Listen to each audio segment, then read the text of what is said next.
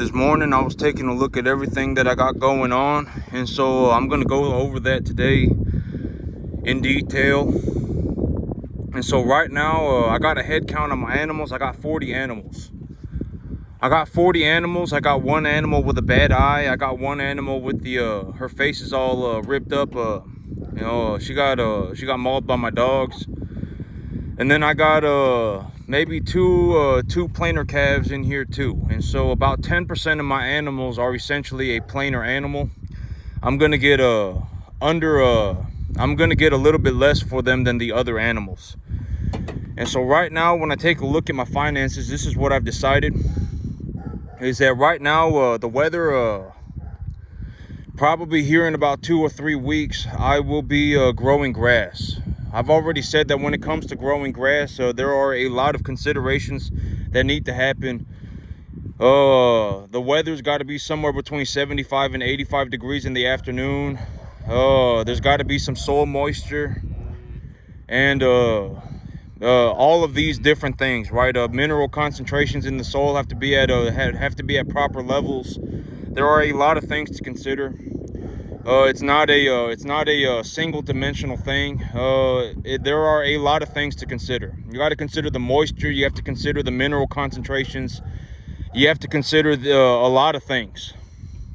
And so here in about, I would say probably about 2 to 4 weeks, it should be about time for me to plant grass. And next week, here's a good example of what I'm talking about that is too early to plant grass. Other than I haven't really got any rain at all over a substantial amount of time. I haven't gotten 1 inch of rain probably in about a month and a half or so. And so the ground is very dry. I showed y'all the pond over there. The pond over there has 0 water in it. That's how dry it is right now. I don't have any water at all. And so the field is completely dry. And next week it's supposed to go up past 95. And so it's still too hot and it's still too dry for me to plant grass. Even if I got 1 inch of rain, it would still not be enough moisture to rehydrate the field. And so like right now I've plowed up my field, because if you plow up a field, it's going to help the water get into the soil a little bit faster. And so I've got my field plowed up, and so here in about 2 to 4 weeks I will be planting grass. But here's what I was thinking about this morning. Here was what I was looking at. And so I've decided that I'm going to hold on to the animals that I got for a little while longer, because here's what I'm looking at. Okay, I got 40 animals. I took a head count on my animals, and I would say about 10% of my calves are going to be animals that I just I don't get as much money on them as the others. And so I got 40 animals, and when I take a look at my situation, I've got $57,000 worth of debt, and the average weight of my herd right now is probably around 350 to 400. I would say that the average weight of my herd is about 350, 400, and when I place an appraisal value on each one of my animals, when I take a look at my animals and I appraise the overall value of my herd, I would evaluate the value of my herd at about $1,000 per animal. $1,000 per animal is a very reasonable estimate for a 350-pound animal with number 1 to 1.5 type medium large frame.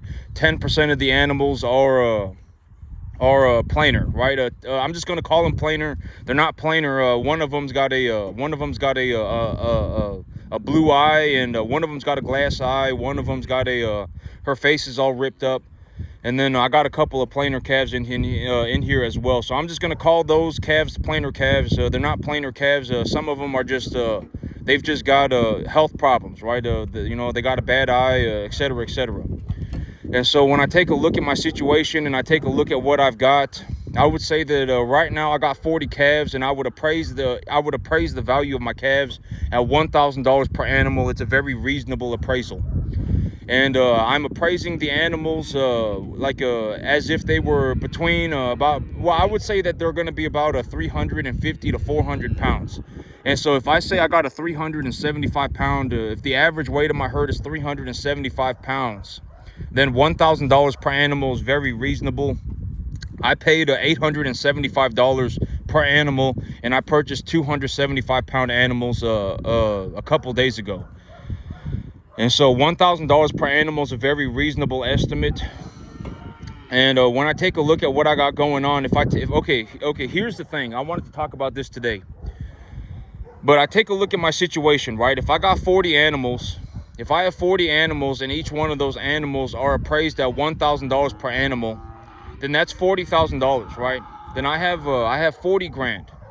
That's $40,000 of appraisal value for my herd, and I have $57,000 in debt.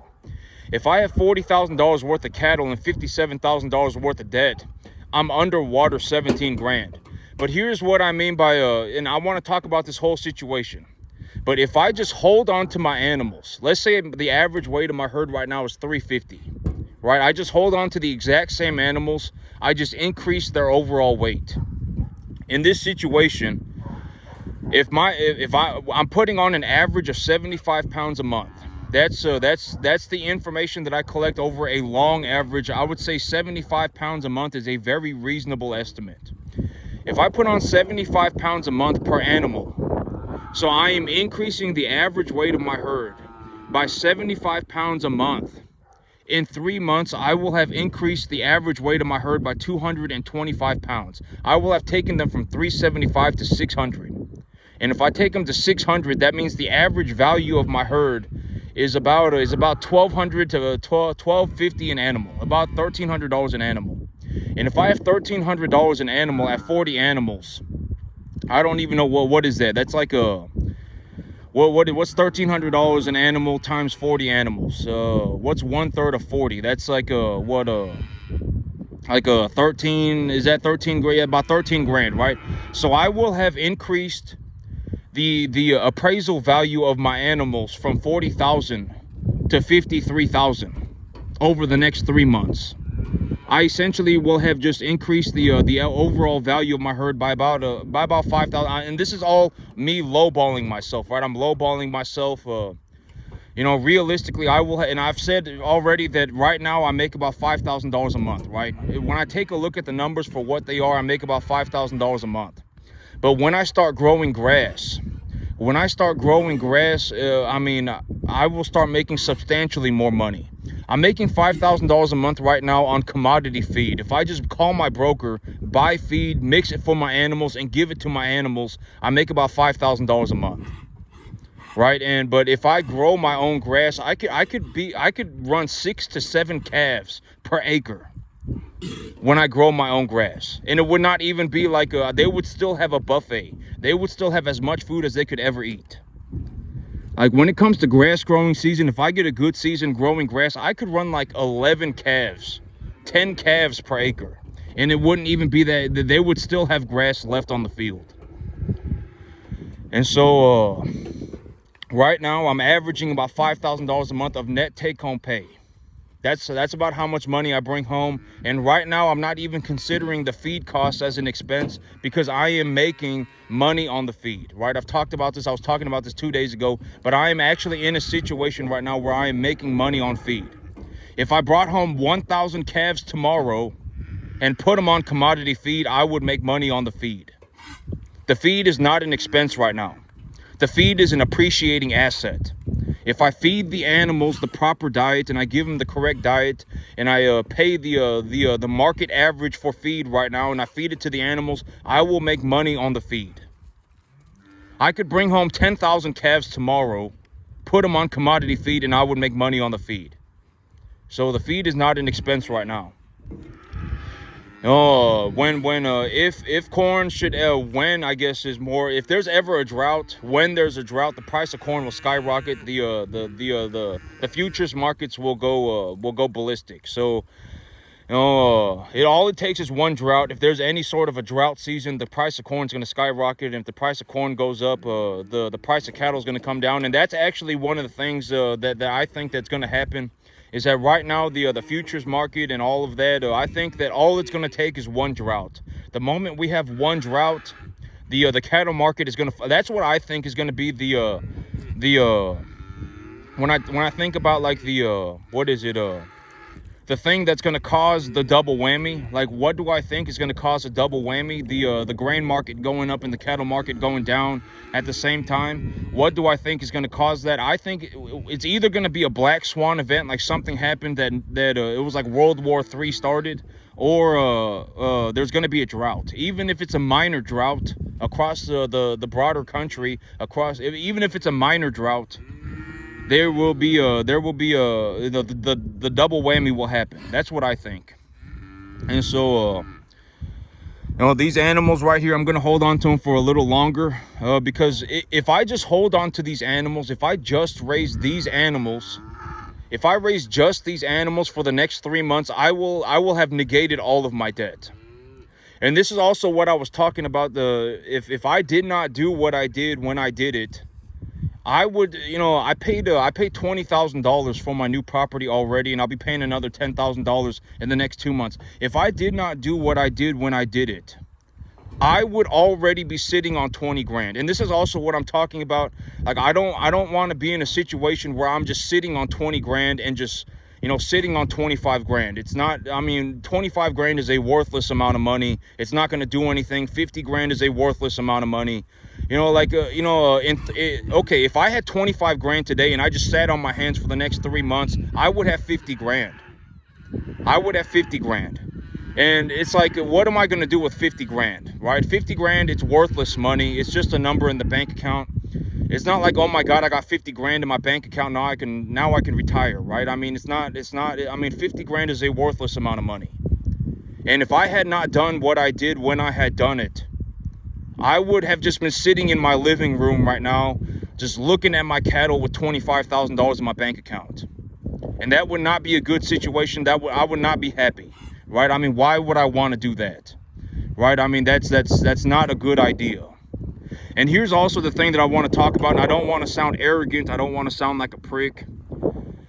But like me, okay, see, like right now, I'm negative 17 grand, right? But if I just continue to run just the cattle that I have, and I just sit on my hands, I just essentially just do this. If I just do this for the next 3 months, that negative 17 grand is zero again. I've already balanced everything out to a net zero. And so it's, and realistically, I was actually thinking I want to raise my herd count to about 45 or 50. And so over the next few months, I'll be bringing home more animals when I can do so. Like these animals right here, you see this one? And I was talking about this last week, but if I take an animal from 200 pounds to 750 pounds, I essentially double my money. So like this animal right here, when she's 750 pounds, if I sell her at 750 pounds, I essentially have enough money to buy 2 calves that are 200 pounds that are more or less just like her. And so, I want to raise my herd count up to about 45 or 50. Right now, I'm sitting at 40. And but me right now, even though I'm underwater 17 grand, if I did not do anything, I just ran the 40 cattle that I have. I just took care of the animals. I have all of the feed sitting in the front yard already. Oh, I want to go get the fly spray. She got a lot of flies on her belly. And so if I just ran my calves, I already have all of the feed that I need. If I started growing grass and I just raised these calves for the next 3 months, I would already be at a net zero again. And so, I don't want to be, and this is also, and if I'm at a net zero, after zero, I go positive, right? And I don't want to be in a situation where I'm sitting around with like 100 grand.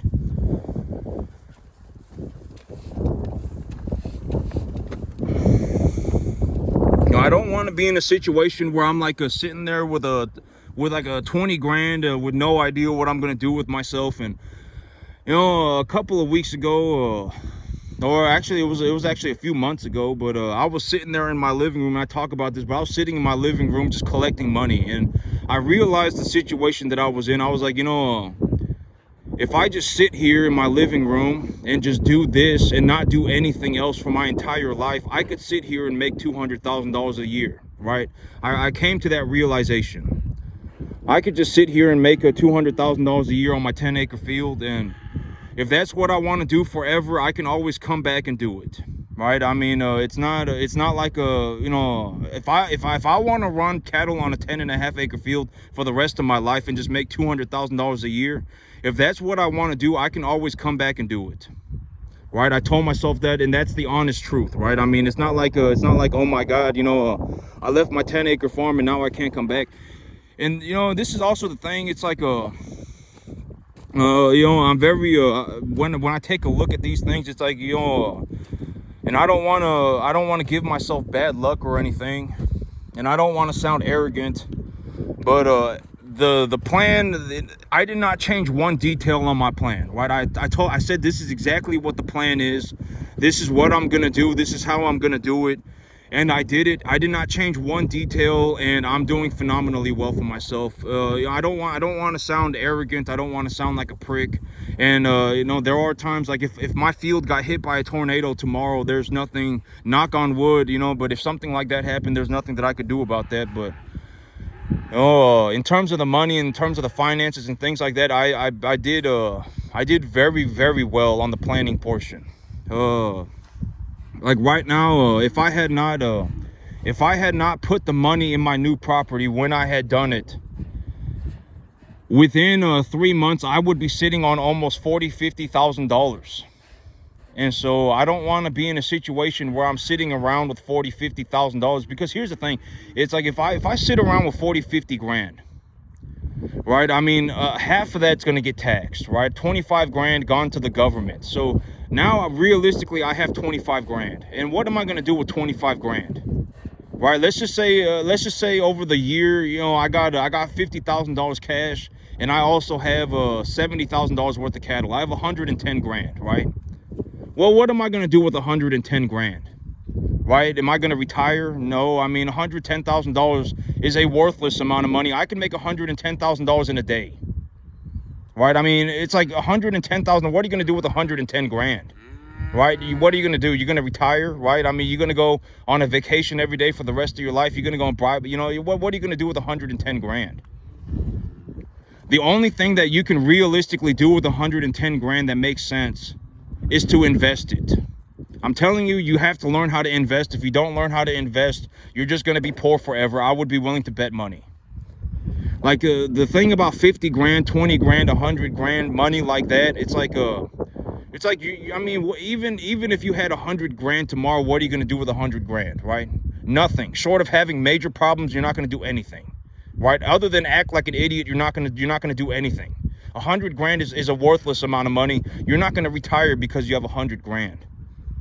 The only thing that you could do realistically with 100 grand that makes sense is invest it. The only thing that you could realistically do with 50 grand, 20 grand that makes sense is invest it. And I've already talked about investing in great detail, even over the last couple of days. What you're looking for is a tax-deductible asset that you can knowledgeably appreciate.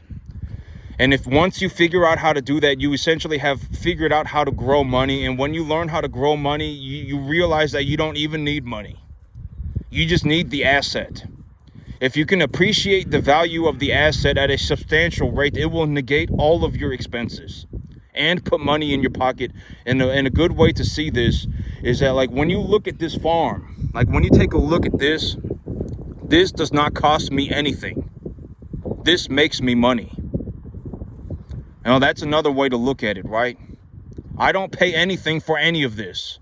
This makes money. This pays for itself and also puts money in my pocket. That's the big idea. And you don't have to become a cattle farmer to do this, right? I talk about that all the time. You should probably not even consider becoming a cattle farmer. I mean, this might be the most successful farm on the entire planet. I don't know anybody that's even doing 10%. And so, I mean, if you really think, I'm just gonna say it. I've been saying this, but if you think that I'm wrong, then prove me wrong. I mean, you would have to start off as a very qualified individual to even get here. I mean, if we took like 10,000 of the most qualified people on the entire planet, maybe 100 of them could make it. But I mean, you would have to be very qualified from the very beginning. Like, you would have had to have been like a world-class cattleman, a world-class crop grower, maybe even a world-class businessman. You would have had to have done something, right? I mean, I've already talked about the Costco people, the Walmart people, the Family Dollar people, right? Everybody in Costco, Walmart, and Family Dollar is essentially the exact same person. If you go to a Family Dollar and the average person in a Family Dollar makes an extra $15,000 a year, they've essentially become a Walmart person. right? If you take somebody out of a Walmart and give them an extra, and they make an extra $15,000 a year, you essentially have a Costco person.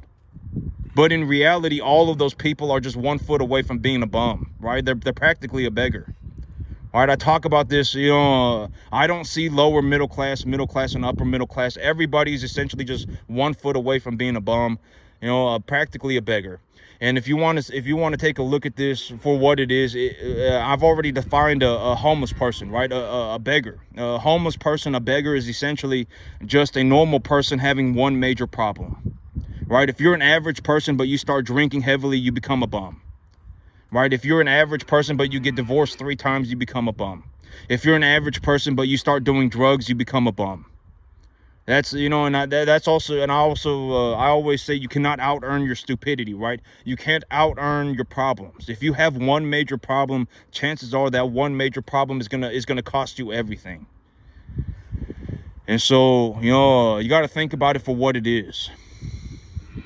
If you're doing drugs, if you're acting like an idiot, anything. If you come off as a poor person, it's going to cost you everything, because nobody's going to want to do business with you. If you, and I've talked about this, like, if I had somebody to work with, I would be very happy. But here's the thing. It's like, and I know that makes me sound like, I'm like, but the whole thing about sounding like a prick is, if I sound like a prick, then so be it. Because deep down, I don't have any malicious intent when I say any of this. I'm not like getting a kick out of saying this, right? I've already talked about this, but here's a way to think about it. When I say, if you're gonna work, okay, imagine this. Imagine you get put on a team and you're kind of worthless, right? You're not really good for nothing, and but you still want to be on the team, and the team has to carry you everywhere, right? Because you're essentially not good for nothing. You're practically a bum, right? You're not really good for nothing. Everything you know is practically wrong. You're dragging the team behind, and now the team has to essentially carry you everywhere that the team goes. A lot of people look at teams like this, that they look at the team like the team is going to carry them everywhere. But you cannot be that individual, because is that fair for your team? Think about that. Like, if you're practically worthless, right? Everything you know is practically wrong. You're going off in the wrong direction. You complain all the time. You're not really good for nothing, but you still want to be on a team. Is that fair for your team? Right? Your team is going to have to carry you everywhere. And that's also what I mean by, if I had somebody to work with, like if I met somebody, because here's the thing, it's like, maybe this is a good time to say, but me, I don't, there's a reason why I don't worry about the money, right? Because I've already said that it does not cost me anything, it makes me money. And that's the big idea, right? And so when you think about it like that, and I always say, one of the things that I always say is, don't give up on your dreams because of $1,000, right? Like, if you need $1,000 to make $100,000, let's say that you need $1,200. Like me, I could turn $1,200 into $100,000 in 2 or 3 years. If I was slow, it would take me 3 years. And if things went well for me, if the markets went well, I would do it in 2 years, right? Let's say you need $1,200 to make $100,000. And you could do it over, like me, I could do it in 2 or 3 years, right? And if you give up on your dream because you don't have $1,000, right? Like, if your dream is to make $100,000 and you give up on your dream because you don't have $1,000, then you're screwed. You're not going to get anywhere. I don't know how else to tell you this, but the $1,000 was the easy part. And another way to look at this is like this new property that I'm buying. It's a 50-acre field, and it's going to cost about $2,000 a month. Right? If you give up on your dreams because of $2,000, then there is no saving you. It can't be done. It's too late. I can almost guarantee it. Like, if you look at your situation and you go, oh my God, I don't have $2,000, I can't do this anymore, then it's too late. Right? Because that was the easy part. The $2,000 was the easy part.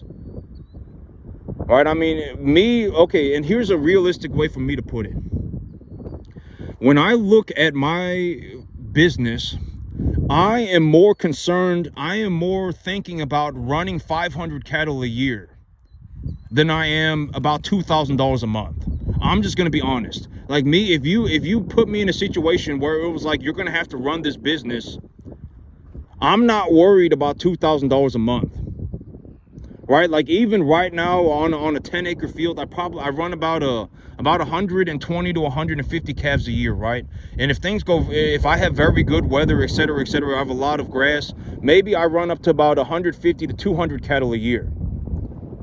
And me, when I get this new field squared away, I'm going to be running 500 to 1,000 cattle a year. I'm not worried about $2,000. I'm more thinking about I need to run 500 to 1,000 cattle a year. That's more of what I'm thinking about. Why would I care about $2,000?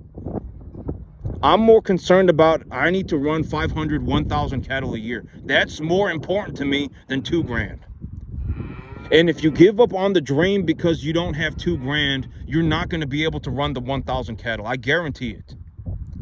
And I mean, running the cattle will become so hard for you that you won't be able to do it, because the $2,000 is minuscule in terms of the difficulty when you actually look at it. Like if you took a look at a situation and it was like, which one is harder, making $2,000 a month or running 1,000 cattle a year? Running 1,000 cattle a year will be monumentally harder. You will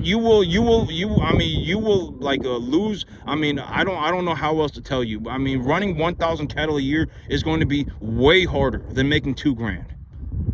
I mean, I don't, and this is also what I mean by, like when I see somebody and if they give up on their dream because of money, I mean, it was probably good that they gave up, because they haven't even gotten to the hard part yet. Like me, this farm, I've already said it doesn't cost me anything, right? But it only does not cost me anything if I run 150 to 200 cattle a year. If I run 120 to 200 cattle a year, this farm no longer costs me anything. I actually make money on everything that I put money into. And running 120 to 200 cattle a year is very difficult. For most people, it's impossible. And this is also what I mean by like me, like if I was put in a situation where I did not have to, invest in the real estate and bring in cattle and go and source my own cattle and, feed the cattle myself and do everything by myself, I could probably run about 2,000 cattle a year by myself, no problem. It would not even be hard. I could probably even do 5,000 a year by myself if I was just running cattle. And so, like when I go, like if I went out into the world and I found somebody that was like, they could run 2,000 cattle a year by themselves, but they're not really running a business and they're not really worried about the grass or nothing. They're just feeding cattle, right? They're just feeding cattle. They're feeding 2,000 cattle a year and making $100,000. If I met somebody like that, even that person, I would be willing to work with them. Right, and I don't, and even then, it's like they're maybe doing 25%. Right, they're maybe doing 25%, but I would still be willing to work with them. I would love to have somebody to work with. I don't have nobody to work with though, and I know that sounds horrible, right? But I've already said if I sound like a prick, then so be it. I don't intend to sound like a prick. I'm just giving you my perspective. And the idea of a team is like a lot of people, when they look at a team, it's like, why would I want to team up with somebody if I just had to carry them everywhere? Right? Whatever they know is wrong. They're running off in the wrong direction all the time. They don't really have any plans. Right? I mean, they complain all the time. They're not really good for nothing. Why would I want to be a teammate with that person? Right? I mean, and I know that sounds horrible, and this is also what I mean by I don't save people, right? But I mean, think about it like that. Like if you're on a team, if you want to be on a team and you're not really good for nothing, and if you want to work with a team and you're not really good for, I mean, it's very selfish, right? I mean, you should have quit. It would have been better for you to quit than to have tried to get on the team, because it's like now the team has to carry you everywhere, right? The team has to carry you everywhere. I mean, it's not good, right? And so it's not fair for the team. And so think about it that way. And if I found somebody that was even doing 25, I have not seen one person to this day that's even doing 10%. If I found somebody that was even doing 10%, I would be glad to work with them. But I have not seen one person even do 10%. And I know, and that sounds horrible, but I mean, go around and take a look for yourself. I mean, see if you can find anybody that's doing 10% of this. You're not going to find anybody. I have not seen anybody to this day that's even done 10%. And if I found somebody that was doing 10%, I would be glad to work with that individual as well. I mean, even if they were only doing 10. And so, but that's the situation that I'm in, is that if I don't get ahead of my situation within 6 months, I will okay, if I did not do what I did, that's the big thing that I want to talk about right now, is that if I did not do what I did when I did it, within 6 months, I would have like 50, 60 grand. You know, I would have equity stored in the cattle, and I would also be cash flowing. I would have like 50 grand, 60 grand. You know, and I don't want to be in a situation where I'm just sitting in my living room with 50 grand. That's not a good idea. And so, like me right now in the situation that I'm in, even though I'm negative 17 grand, in 3 months, my finances will essentially be a net zero. I will have paid back all of my debt. And so, and after that, I mean, I will just be going. And so this is also, you know, that's my big thing right now. And that's what I've decided that I want to do. I want to raise my herd count from about 45, from 40. It is 40 right now. The herd count is 40 animals. 10% of the animals are essentially a plainer animal. And I want to take my herd count from 40 to 45 or 50. And once I'm at 45 or 50 over the long haul, I mean, all of my expenses will have been paid. I will have paid for everything on my new property, etc., everything. And I will have to figure out another investment strategy. Then I'll have to figure out what am I going to do with the cattle. Or excuse me, but the big idea is that I'm going to utilize the money to buy the cattle. That's the big idea. Like when I take a look at what am I going to do once I've got my new property squared away, and I'm essentially back at a net zero, making positive returns, I'm going to take the returns and just reinvest those returns into purchasing new cattle. That's the big idea. And so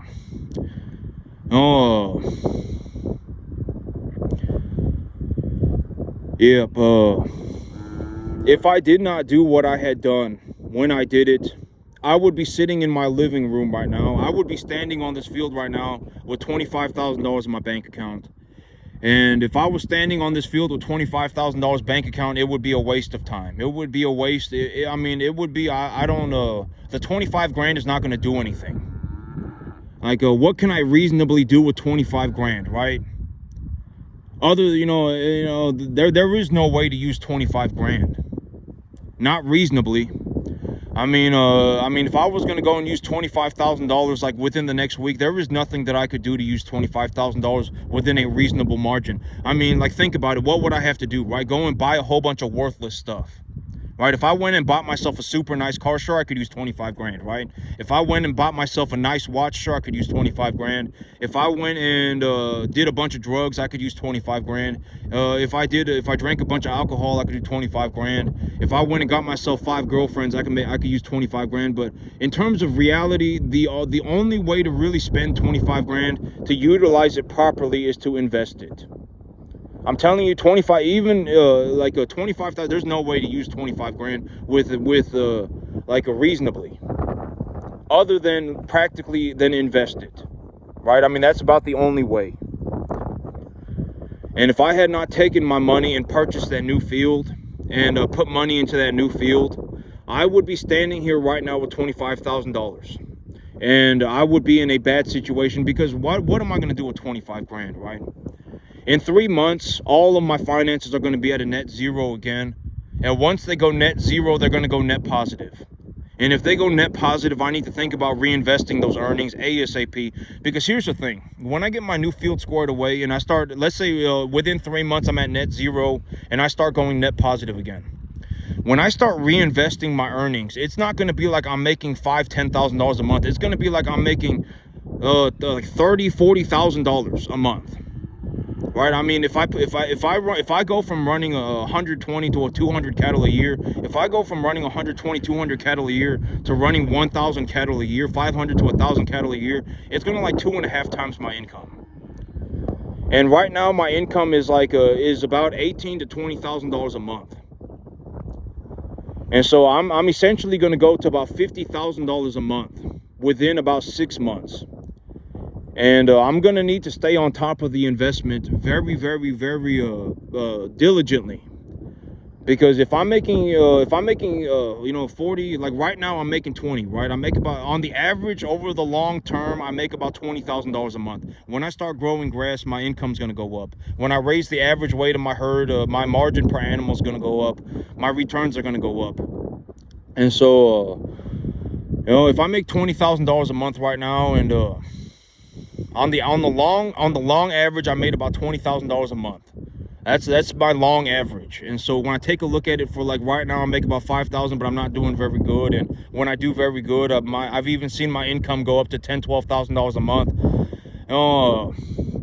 When I consider all of these things, here in about 6 months, I will have to, and I've already come up with different strategies. What can I do? Because realistically, in 6 months, I'm going to be making about $40,000-$50,000 a month. So I've already come up with different strategies, right? If I think that things are getting out of hand and I'm purchasing cattle too quickly, I feel things slipping, then I can actually liquidate a part of my herd and just take the money and buy myself a piece of equipment, right? I've said I could do that. That's one of the realistic things that I could do with the money.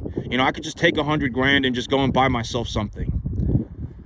And so, but it's actually starting to rain, and I got my gun on my back because I was gonna go shoot, but it's starting to rain. So I'm gonna call it a day. Y'all have a good one, YouTube.